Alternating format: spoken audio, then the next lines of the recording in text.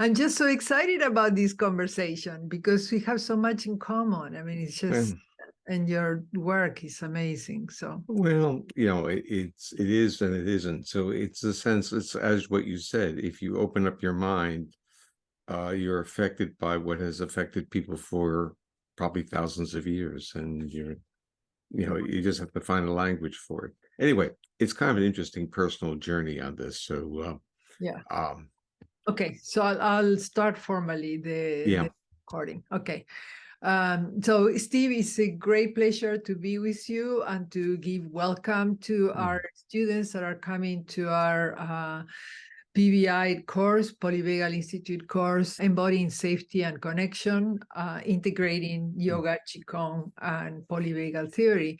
And it's an amazing opportunity and pleasure to talk with you about the convergence of these two frameworks and how they complement each other, and a little bit of what we are going to see in the course. So yeah, and how do we get to where we are now? So yeah.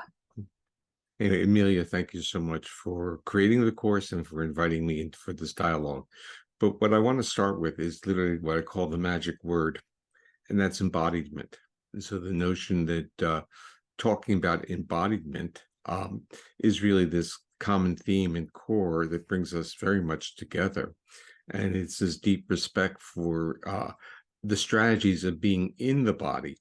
It's an interesting, beautiful journey that we share together, and we share with, let's say, tens of thousands of other people who have found that they're, in a sense, their journey is to become re-embodied. So it's like this becomes the goal of their life.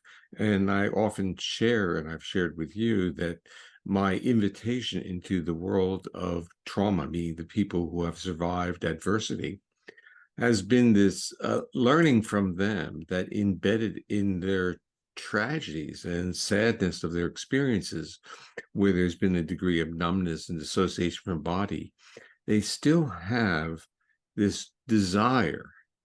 It's like it's genetically written into them to be embodied and to be safe enough in their body that they can be in close connection, physical contact with other people. So it's something that you learn from those who have lost it and lost this capacity to be embodied. But in losing it, they haven't lost their desire to be embodied. And that's the point I want to make. And that we should really kind of give us a moment of thought and reflection and ask the question, where is that coming from? And it's coming from what's wired into our nervous system. It's part of our, what I call evolutionary heritage, is to connect, is to be embodied. And thank you, Amelia, for being part of that shared journey. Thank you. Thank you. Yeah, I mean, it's just so amazing the way that the polyvagal theory gives us this language to make concrete in the sense of relating to our own anatomy and physiology, practices and concepts that were already developed thousands of years ago. And so, like you said, when we are open to understand and to collaborate with our body, the body responds, the body knows, it's always trying to protect us and to heal, really, to back into balance. And so it's calling our attention, hey, I need your help a little bit here. And it's a total revolution in a way that we are seeing these days, how people more and more are having the motivation to somehow find a way to cope with the many challenges they are facing, and also with chronic conditions. And I mean, it's unavoidable that life is going to present us with challenges, and the way it looks, we are going to keep having quite a bit of them too. So there is a personal trauma and also the community and society trauma. And what we need to do is to find ways to cultivate a ground, a base ground of some form of coming back into balance and into safety and connection. Because otherwise we go into these journeys of anxiety and numbness and disconnection. I love the way you have provided us first with the vagus nerve, just we can visualize that structure, and we can also see the connections with the different organs, with our heart and our lungs and with our guts. And you are also bringing together this connection between the brain and the rest of the body, and telling us about that bidirectionally input coming from the viscera up 80%, from our guts, from our heart, from our lungs. And so how can we work with those so that gives the brain the message we are safe, and then the brain interprets that, okay, then I'll send you more serotonin, dopamine to support that. But how can we shift, Not only is it going to send the feelings of pleasure, it's going to open up literally neural portals or pathways for creativity and experience. And I think that is really, I would say, the secret here. The secret is that when we give up or are able to manage our defenses, in a sense, when we're safe enough, the nervous system has a different agenda for us. The agenda is that of connection and creativity and experiences that are exploratory. And we've kind of missed it over the decades because we thought it was all controlled through our intentional conscious brain. When that sits on top of, we could say, a less intelligent foundational brain, but that less intelligent foundational brain makes decisions about where resources go for survival. Right. And if there's a battle between this intentional brain, where we basically get IQ scores for, or the brainstem, which says, I'm going to survive, or I'm going to die, or whatever I'm basically going to do, we know that there's no contest. The foundational brain, the primitive brain, is going to run. It's going to control the system. That requires a type of respect for what those foundational circuits are doing. And I think that's where ancient traditions, and historical ancient, they probably go back long before any of our currently understood recorded history. And that is, there was always this mechanism that different people had learned and passed on.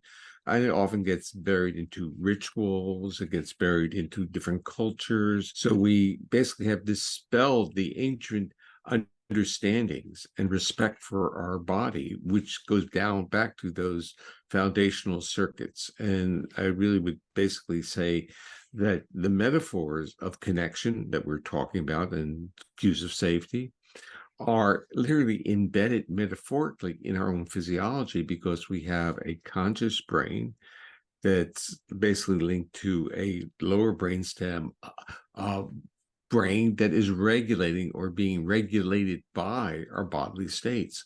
And this is creating a bidirectional communication.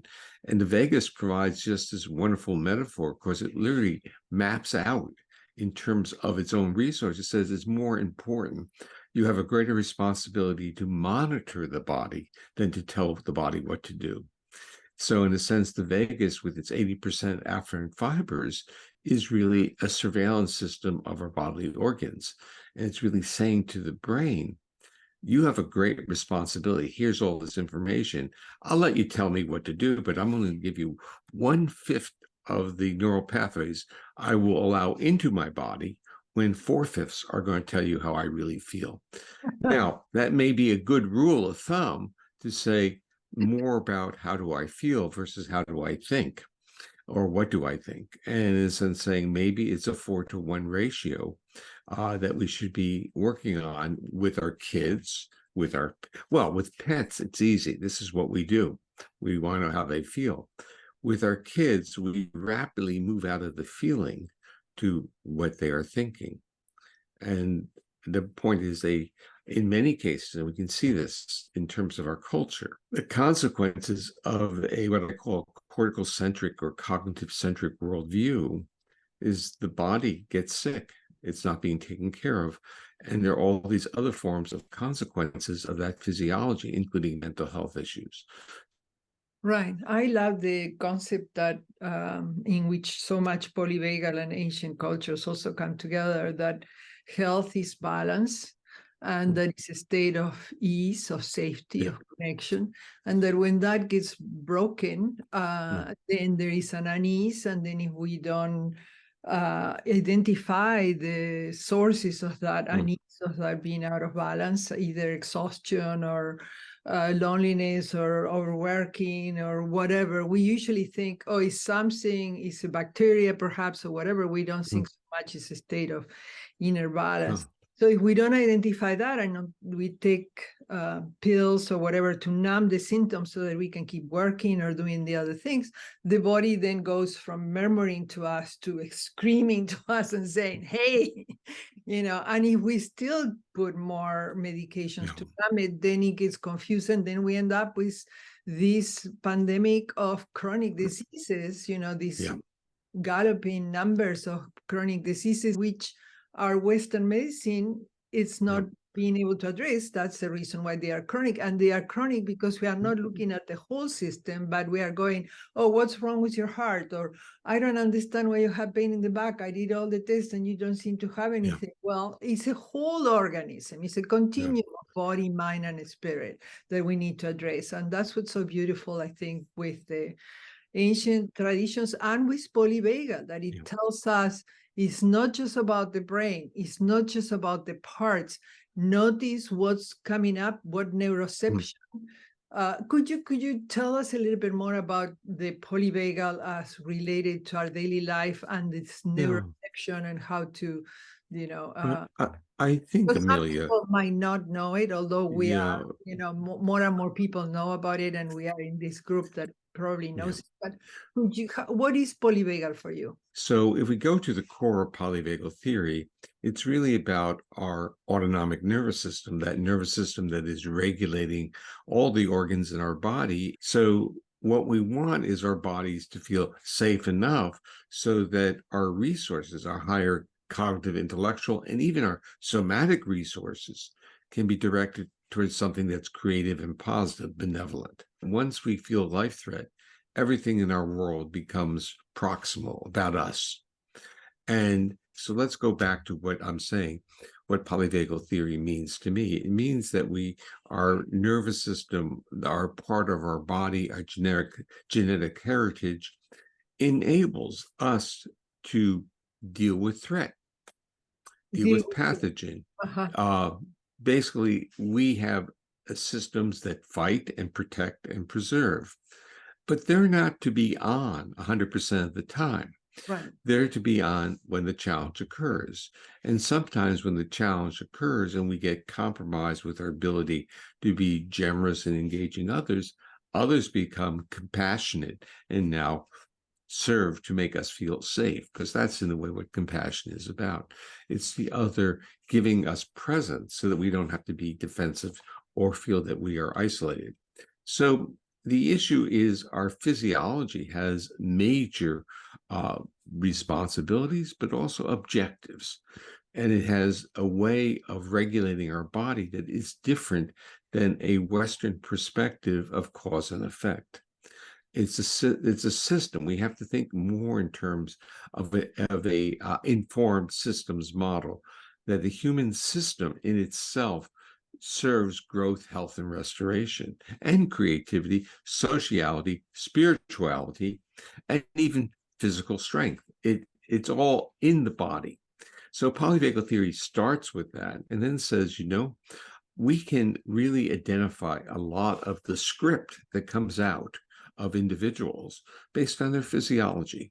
So if those brainstem areas are in a state of calmness and safety, we can hear it in people's voices, see it in their faces, and we find them attractive. We find them interesting. If the body is in a state of threat, the voices change, the faces change. And we may listen because they may have interesting information, but we're not going to be attracted to them in a way of building trust that is part of our evolutionary need for connection. So we can actually see the scripts. And then when people's faces go blank and their eyes kind of roll up and they literally dissociate or don't interact with you, we get a visceral reaction to it. Our body says, I'm uncomfortable with people like that. And so our body is responding to the physiological states of others. If you're smiling, it triggers a physiological state in me, and I smile. If you're angry, it's a trigger to me, and I don't want to get angry, so I feel hurt, and I try to distance myself. These are very adaptive reactions to very profound neurophysiological cues that have been with not just humans, but many social mammals. The issue is they're always communicating. They're always saying to their offspring, to the baby, that's where it starts. You're safe enough to eat. It's as simple as that. You're safe enough to eat. And then it goes a little bit further. You're safe enough literally to defecate. And if you have a dog as a pet, you know that when you take a dog for a walk, before the dog will defecate, the dog will look up to you, make eye contact, and make sure you're going to literally protect the dog when it goes into this vulnerable state of defecation. So these bodily functions are always interacting with our social context. And when our bodies are in states of chronic threat, what happens to our gut? Constipation. So, and if we go into the world of trauma, where is it seen? Or in the world of autism even, where is it seen? It's seen in the gut. So the gut is now viewed as a trauma gut or an autistic gut, but it's a gut that is very predictable of a person being from a person who's under a state of chronic threat. And it's only with the Western perspective that we look at the end organ and the product of it and say that's something wrong with the gut. That is, so polyvagal theory says, don't think that way. Think of men. Now, there are always unique cases. There are always cases of a diseased or injured organ, but think more in terms of where most of the people are most of the time, in terms of most of the gut problems, most of the chronic back pain problems, most of the chronicity of physical ailments are about a nervous system that is locked into a state of threat. This doesn't preclude the fact that you can have real injuries. And in fact, the chronic illness gets its clues from an acute segment in which the body literally got into an adaptive defensive, but never gave it up. So it's like saying, if you injured your back and now everything is healed, why is your back still hurt?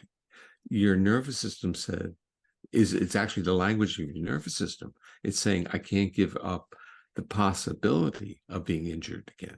And this is where I always go back to those who have survived traumas and adversity, have survived life threats. That is, that they get it. They understand what they have lost because the flexibility of their body moving into a range that would be considered normal, social, trusting behavior is so difficult. I use the word difficult, and that's really kind of putting it down as it's not even being respectful enough. It's literally impossible for them. Their body revolts. The body says, I can't get in proximity with another because it's too threatening to my physiology. That even though my mental images are that I want to be in the arms of another, when that proximity occurs, those cues are so profoundly triggering, my body does this to survive. And polyvagal theory gives the survivors of adversity a narrative to understand the heroic reactions of their body and to gain respect for that. And what many trauma therapists tell me, and even survivors of trauma, is that once they understood that narrative was a neurophysiological one written into their literally DNA, they got rid of shame and blame, and they were able now to work with their therapist on a journey of acceptance of cues of safety. And so if we go into this notion of where were the ancient cultures, the ancient traditions of mind-body treatment, they were all about signals to the nervous system of safety. Amazing. What we can talk about, Amelia, and this is what I find really remarkable as I journey into, let's say, other practices and other ways that people have conceptualized calming of the nervous system. So if we just say polyvagal theory gives you a perspective of how to shift those brainstem mechanisms from being in states of defense to being in states of calmness. Calmness opens up for creativity, for sociality, for spirituality. And once we start to understand how this is done on literally physiological levels, we gain tremendous respect, I'm going to say, to the ancients. These are all powerful regulators of that ventral vagus calming system.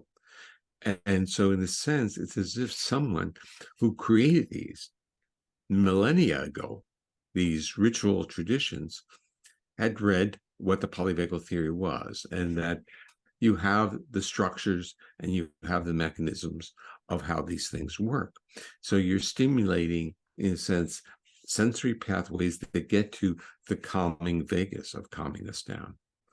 And the beauty of that is that we learn that the whole context of a healing state, we can use words like homeostasis, or we can use the words like, my body is welcoming, or whatever we want, use whatever metaphor. Our bodies heal when they are not required to be defensive. It's really a strange, it's almost like a Star Trek analogy of the Starship Enterprise, that if it goes into a area and needs to use its energy shields, what happens? It utilizes its resources, and it can't maintain that for too long. So the energy shields work, but they can't maintain for too long. That's our defense systems. Our defense systems work. They're metabolically costly, and if we use them too much, our bodies crash and we shut down. Right. So that's what's so important about this course of bringing together the polyvagal theory and the techniques and principles from yoga and Qigong, which are about calming the vagus nerve and the autonomic nervous system by mapping side by side with the polyvagal theory and the neural pathways, the vital energy pathways of yoga and Qigong, and combining that with breath, with touch, with release points like we have been doing. And it's very effective also with some guidance. And so going directly into the experience of shifting from a state of anxiety to a state of safety, and then somehow registering that in the body, opening oneself to actually be in the present moment and experience it, and keeping that memory so that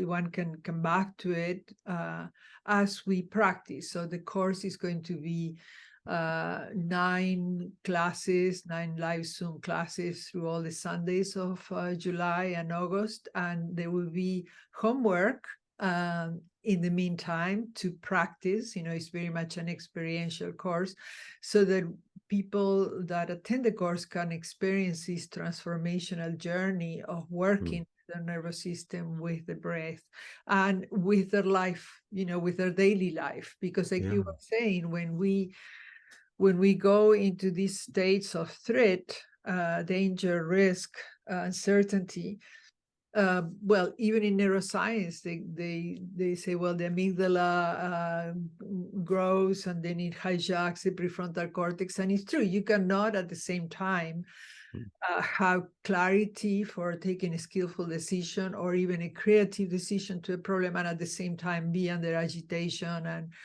by flight or fear or whatever. So is how can we work? How can we identify? That's what the course is going to propose. How can we identify when the triggering is coming up and how to work with it, how cultivate the resources and turn on and off the responses of worrying, and then being able to let go of layers and layers of that worry or that closing up. So yeah, I mean, I'm very excited about the possibilities of this for healthcare, for self-care, even for education, because in education there is so much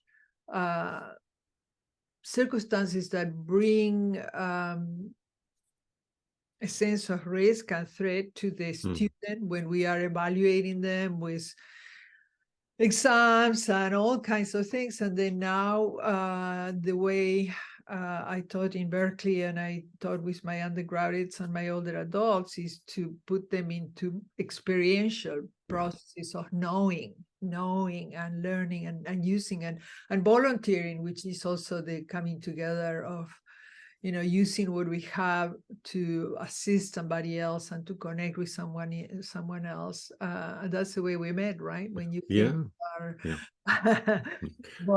meditation, volunteering, and positive neuroplasticity course. It was beautiful, your presentation there. And what it did for many of my students and for me too is to connect this with our evolution. Everything you explained to us about our evolution as mammals and as humans, and how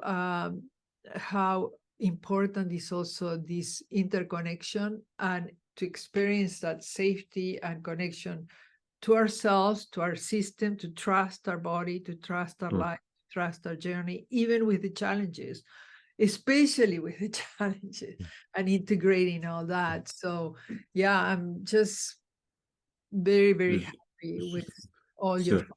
So Amelia, but I want you to really respect what you're bringing into the course and what a lot of people want and actually often ask me, and I'm limited in what I can provide.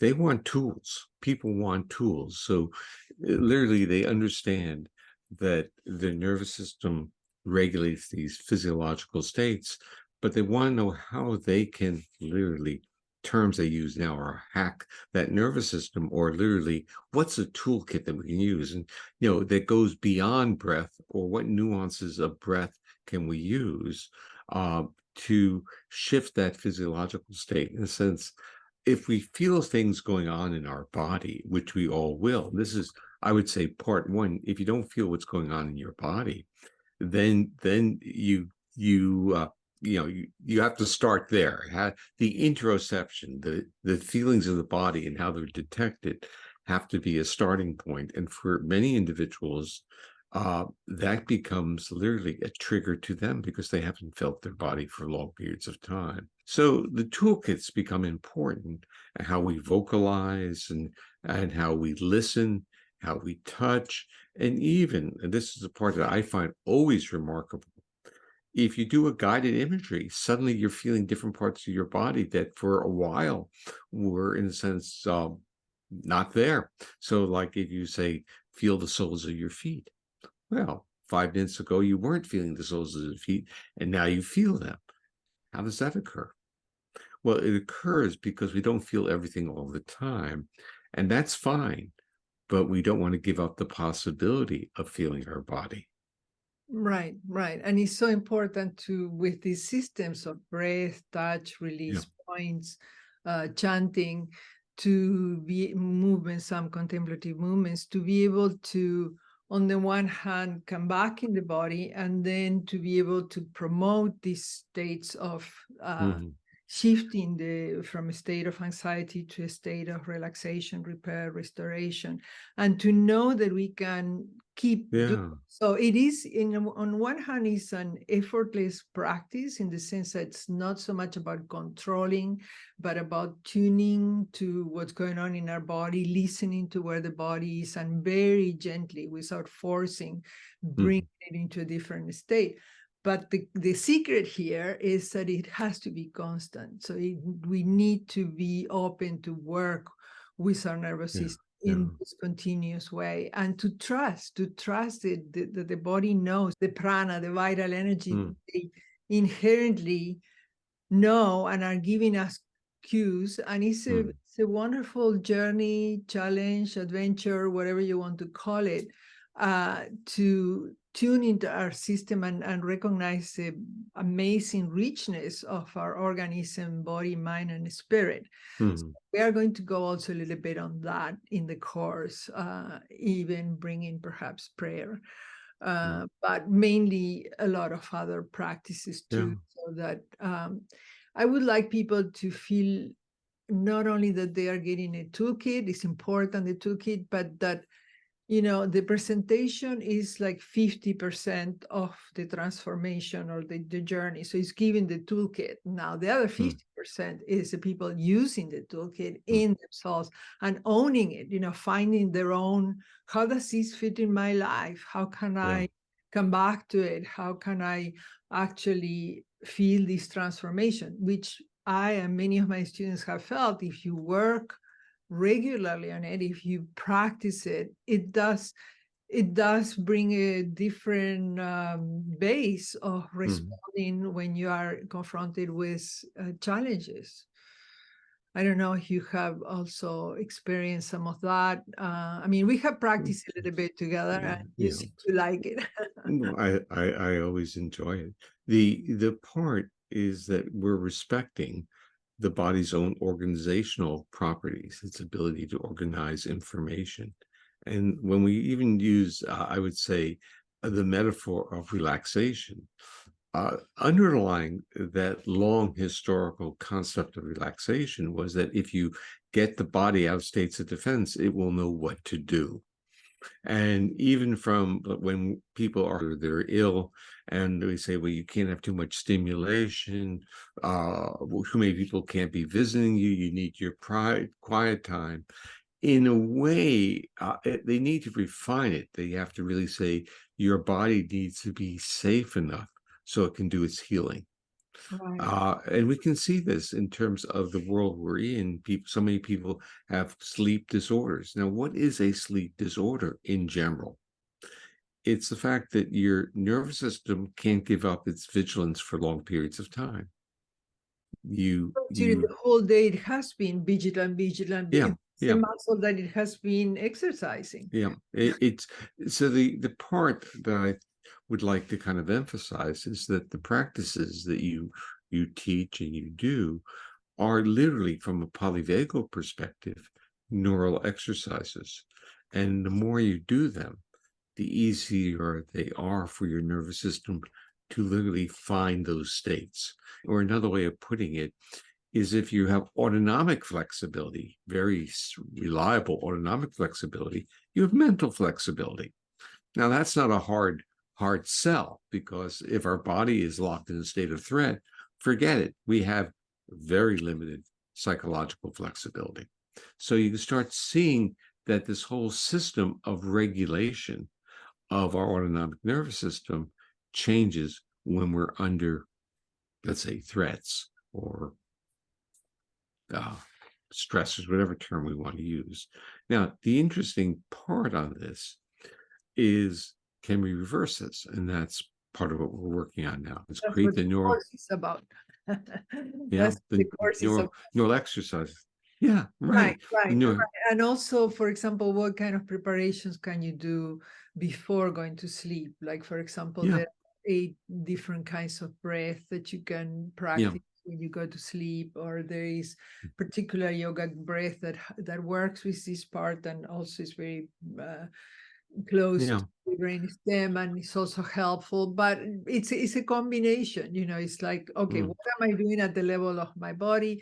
What am I doing at the level of my mind and emotions? What am I doing at the level of the spirit? So also bringing a sense of gratitude for the day that finished, all of that combines, the love that I have experienced or that I have given during the day, which is this sense of connection and purpose of life. So I think it's very beautiful when we layer the different practices and address the many components of who we are, and also what's very beautiful is that you are giving us this understanding of the nervous system. And of course, the nervous system, we could say, is extension also of immune system and of just our whole well-functioning, which the ancients understood, and it was understood not only in cultures from the Far East or whatever, but also I think the problem began when we started to develop 200 years ago or a little bit more our science, and we thought that it'd be better to parcel everything, which has given us wonderful advancements and understandings of the particular parts. But we progressively lost the picture of the whole organism completely Hmm. influencing each other and coming together. So building on that, what vagal efficiency tries to tap into is the fact that you have organs, but the organs are being regulated by the nervous system. And so in medicine, when you have a problem, you go to an internist or a specialty within the internal medicine, and they do a diagnosis of the organ. Polyvagal theory says before the organ gets diseased in general, the neural regulation of it is going to become dysfunctional because the first adaptive reaction is literally numbing of the organ. It's no longer having the feedback loop, it's cutting off the feedback. And that's what vagal efficiency is tapping into. So the question is, long before you have end organ damage, you have a dysfunction in regulation. And when you go in for your diagnosis and you know something is wrong and it doesn't come up in a biopsy or an end organ test, many patients are referred to psychiatrists or psychologists because there's no confirmatory diagnosis. Because within medicine, the neural regulation, the end organ, is not in their assessment toolkit. They just don't have the measures. Vagal efficiency starts to tap into this. So I think that vagal efficiency will start getting a traction within a clinical diagnostic model because it's very inexpensive and easy to measure. Right, right. And it totally goes along with the concept of Qi and Prana, because Qi is not only the vital energy in the sense of helping you to move from here to there, but it's the functioning, it's the proper functioning of the organs, but also the whole system together. So we're talking about literally, this is your work. We're talking about neural exercises, so that when you are labeling it in terms of breath or touch or chanting or movements, you are literally creating the structure of a neural challenge to that system. Now, whether we call it chi or prana, it doesn't really matter.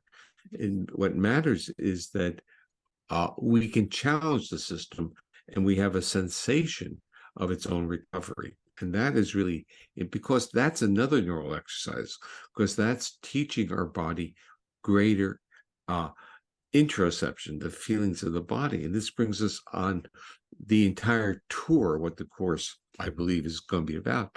And as I said, I think it's about strategies of re-embodiment. Right, right. And we are going to have a lot of materials from you, articles, videos, a lot of practice from the yoga and Qigong with traditions, so that people can practice during these 8 weeks and see the transformation and also understand it, make it theirs.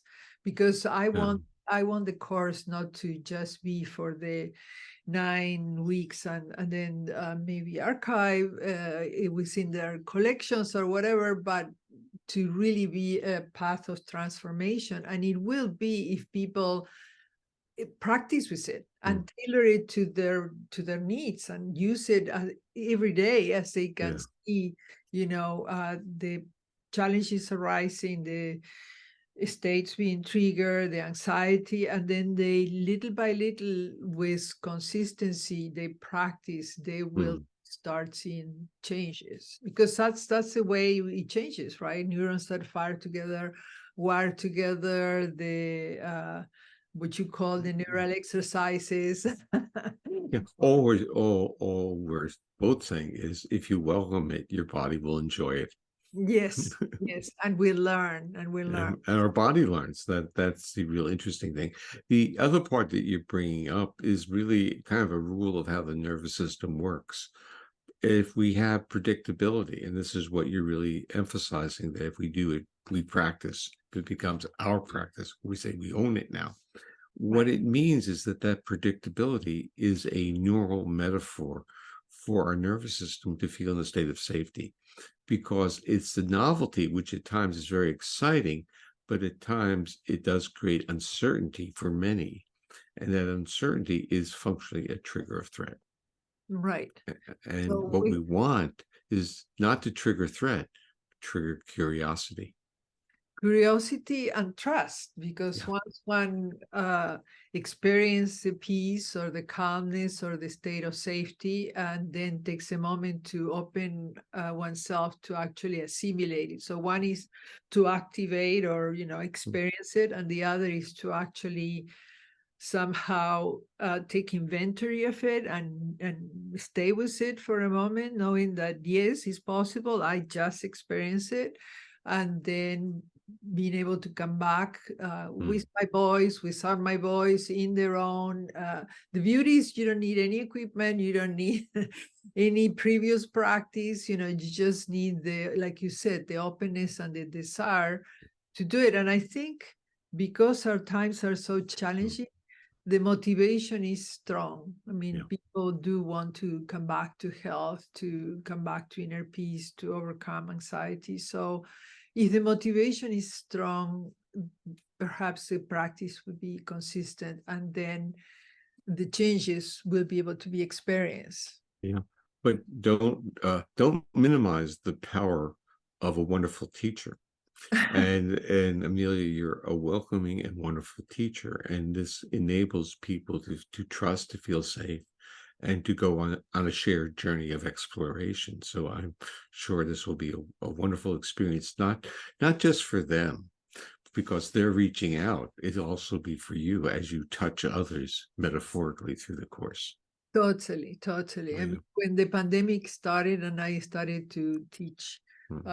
on Saturdays just to help people, I just felt so nourished with, I mean, I have been teaching for 40 years, in particular, other places, whatever, but these communities that come together wanting to learn, they are just so beautiful, and we nourish each other. So, yeah. Thank you. I mean, we could keep talking for ages, but thank you so much. Thank you. You're welcome. You're welcome.